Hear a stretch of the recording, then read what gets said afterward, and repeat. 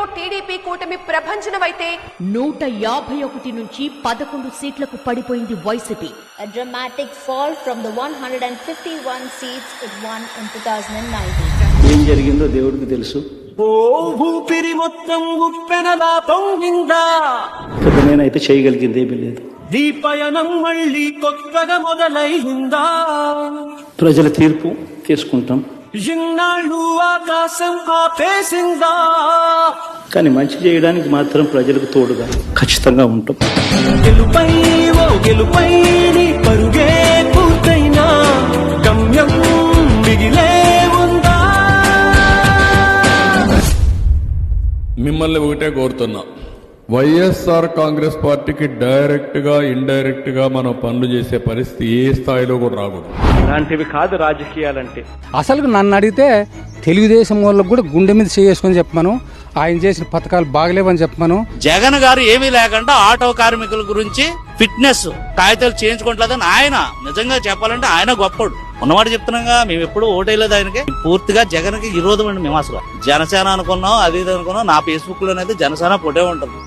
అనుకున్నట్టు ప్రతి నెల క్యాలెండర్, ఆయన చెప్పిన క్యాలెండర్ ప్రకారం ఒకళ్ళకి చెప్పే పని లేకుండా నేరుగా అకౌంట్ లో పడిపోయింది.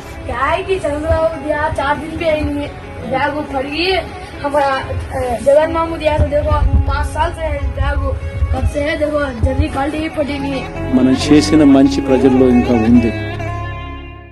ఇప్పుడు ఒక సాంగ్ ఏనండి, మీరంతా ఒక ఐడియా వస్తుంది. ఏం తమ్ముడు రెడీగా ఉన్న సాంగ్ అయ్యి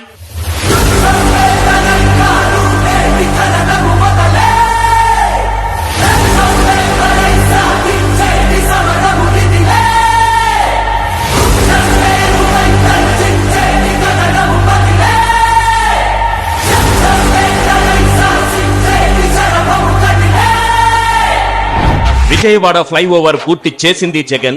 విజయవాడ వాసుల దశాబ్దాల కళ రిటైనింగ్ వాల్ కట్టించింది జగన్.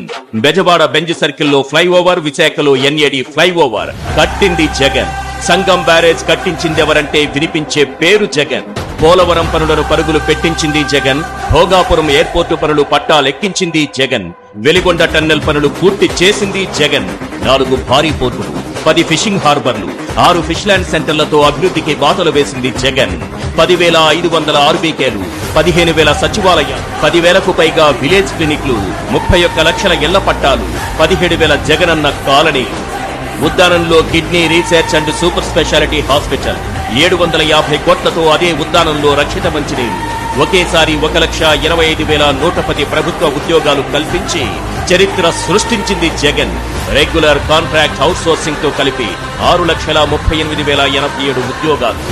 వైద్య విద్య కోసం దేశంలో ఎక్కడా లేని విధంగా 17 ప్రభుత్వ మెడికల్ కాలేజీ. ఒక ఫిలాసఫీని అతని పర్సనాలిటీతో అడాప్ట్ చేశారు. ప్రభుత్వ స్కూళ్లలో నాడు నేడుతో సహా విద్యారంగానికి 73,417 కోట్లు ఖర్చు చేసింది జగన్. డీబీటీ ద్వారా లబ్ధిదారుల ఖాతాల్లో జమ చేసిన 2,72,000 కోట్ల సంక్షేమం. వీటన్నింటికీ అదనం.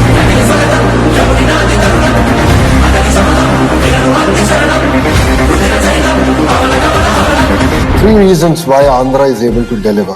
1, we have a leadership with track record.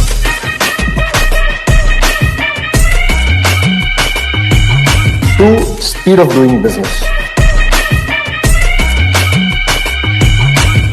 I think the one biggest strength that Andhra has, which perhaps no other state has in India, really is the Chief Minister himself.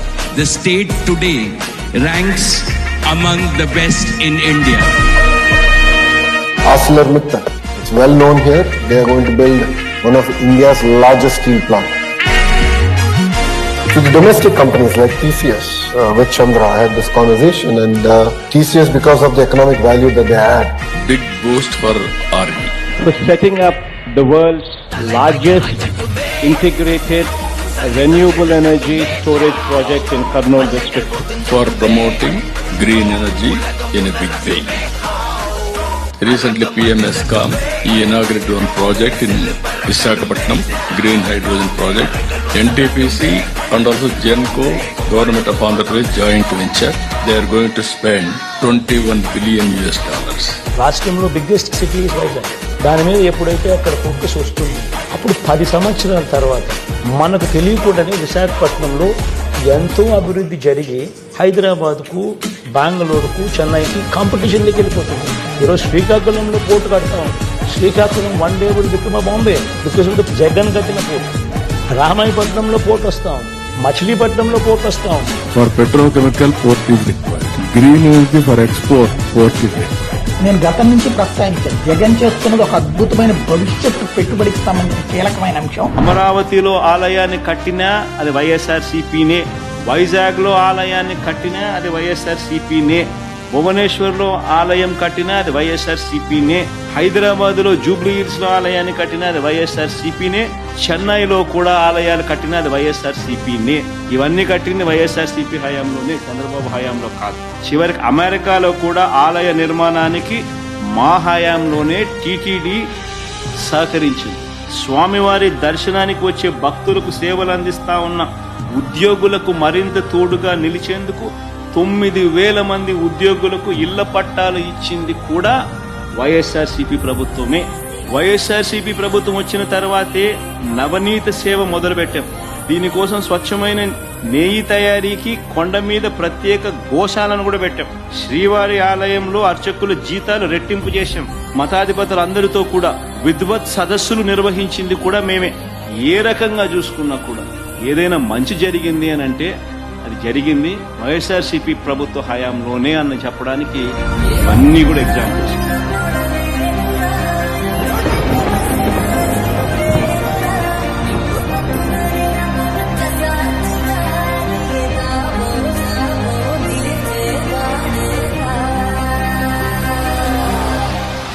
పారేస్తా నా కొడక డిఎస్పీ. ఈసారి జగన్ అన్న 2.0 కార్యకర్త కోసం ఎలా పనిచేస్తుందో కూడా చూపిస్తుంది.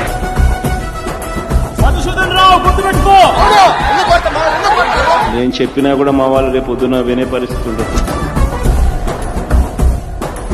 3 ఎస్పీలు, 9 మంది డిఎస్పీలు, 2,000 మంది పోలీసులు, చెక్ పోస్టులు. వీళ్ళంతా ఇది నా సెక్యూరిటీ కోసం కాదు స్వామి, ఆ ప్రోగ్రాంకి ఎవరు రాకుండా చూసుకునేందుకు. అయినా కూడా వేలాదిగా తరలించారు.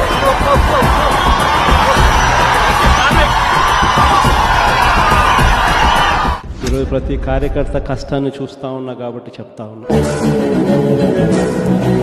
రేపు పొద్దున ఇలా ఉండదు. రేపు పొద్దున జరిగే ప్రతి విషయంలోనూ వైఎస్ఆర్సీపీకి కార్యకర్తే నెంబర్ 1గా ఉంటాడని మాత్రం ఖచ్చితంగా చెప్తాను.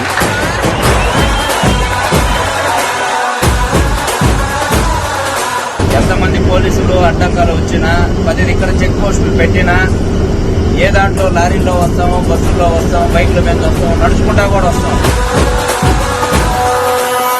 ఎవడెవడైతే మీకు అన్యాయం చేశాడో పేరైతే మీరు రాసుకోండి.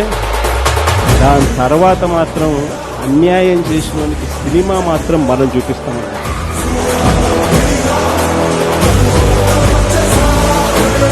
ఏమి చేయబోతున్నారు సార్ జగన్మోహన్ రెడ్డి గారు? రేపు 29 కొట్టేస్తాం మళ్ళీ, ఏం పర్లా. నన్ను కూడా ఎక్కడ పోయినా ఏమడుగుతున్నారు? ఓకే, మీరు బాగున్నారు, మీరు బ్రహ్మాండంగా ఉన్నారు, రేపు మళ్ళీ గ్యారంటీ ఏంటి? అక్కడ కౌంటింగ్ మిషన్ స్టార్ట్ అయ్యి మ్యాండేట్ జగన్మోహన్ రెడ్డికి వచ్చింది అని టీవీలో కనపడిన మరుక్షణం 3 స్పెషల్ ఫ్లైట్లు వేసుకొని ఆ ఇండియా దాటి వెళ్ళిపోతారు.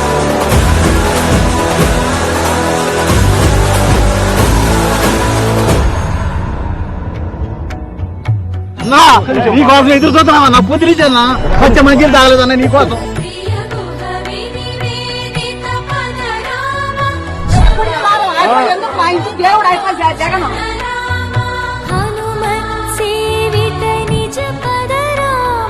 వెంకటప్ప స్కూల్ అనేటువంటి స్కూల్లో 1,000 మంది పేద విద్యార్థులకు చదువుతో పాటు, యూనిఫామ్ తో పాటు, బట్టలతో పాటు, పుస్తకాలతో పాటు వాళ్ళకు కావాల్సినటువంటి షూస్ దగ్గర నుంచి, సాక్స్ దగ్గర నుంచి అన్ని ఇచ్చేటువంటి కార్యక్రమం గడిచిన 10-15 సంవత్సరాల నుంచి భారతమ్మ గారి ఆధ్వర్యంలో జరుగుతుంది.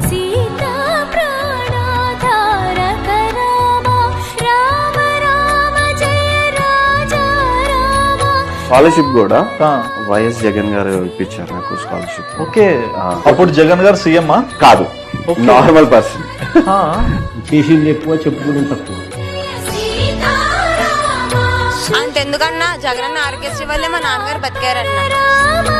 పాదయాత్రలో జగన్మోహన్ రెడ్డి గారు సీఎం కాక మునిపి మా పాపని దాదాపు 13 లక్షలు పెట్టి మా పాపకి ఆపరేషన్ చేయించాడన్న.